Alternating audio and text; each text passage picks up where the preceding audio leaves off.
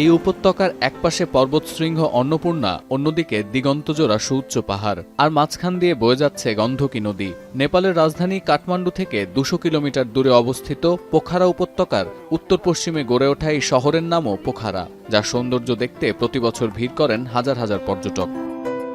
বড়দিন আর নতুন বছরের ছুটি কাটাতে দেশ বিদেশে ছুটে যাচ্ছেন ভ্রমণ পিপাসুরা, যাদের অনেকেই এবার বেড়াতে এসেছেন হিমালয় কন্যা নেপালের পোখারায়। আর এখানেই সম্প্রতি প্রথমবারের মতো হয়ে গেল আন্তর্জাতিক হট এয়ার বেলুন উৎসব। পোখারার মনোমুগ্ধকর দৃশ্য পাখির চোখে দেখতে এদিন উৎসবে যোগ দেন দেশি বিদেশি বহু পর্যটক। This is my first visit to Nepal and it's great. We're having a fabulous time.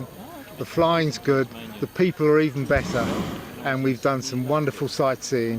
एकदम रमाइलो लाग्यो। यो चाहिँ यो इन्टरनेसनल बेलुन फेस्टिभल चाहिँ नेपालमा फर्स्ट टाइम भएकोले पनि एकदमै रमाइलो लाग्यो। यस्तो बेलुनहरू चाहिँ पहिला यस्तो आकाशमा धेरै देखेको थिएन, अहिले चाहिँ एकदम रमाइलो लाग्यो।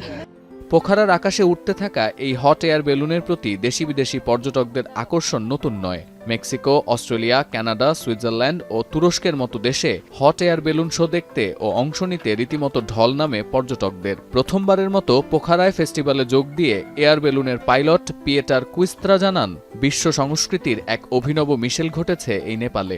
The experience was fantastic. Very nice area to fly. Perfect weather for ballooning, not too much wind. You could fly any direction, so yeah, great. 25 দেশের থিমে সাজানো 25টি এয়ার বেলুন ছাড়াও ফেস্টিভ্যালের আকর্ষণ ছিল স্থানীয়দের সাংস্কৃতিক পরিবেশনা। ঐতিহ্যবাহী পোশাক পরে নেপালি বাদ্যযন্ত্রের তালে স্থানীয়দের নাচ মুগ্ধ করেছে পর্যটকদের।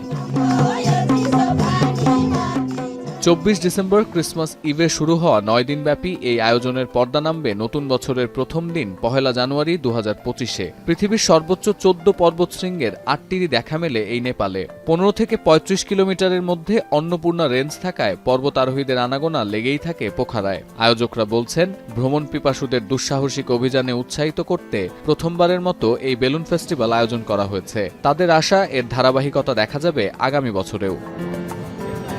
সতীর্থ কর্মকার, এখন বিশ্ব।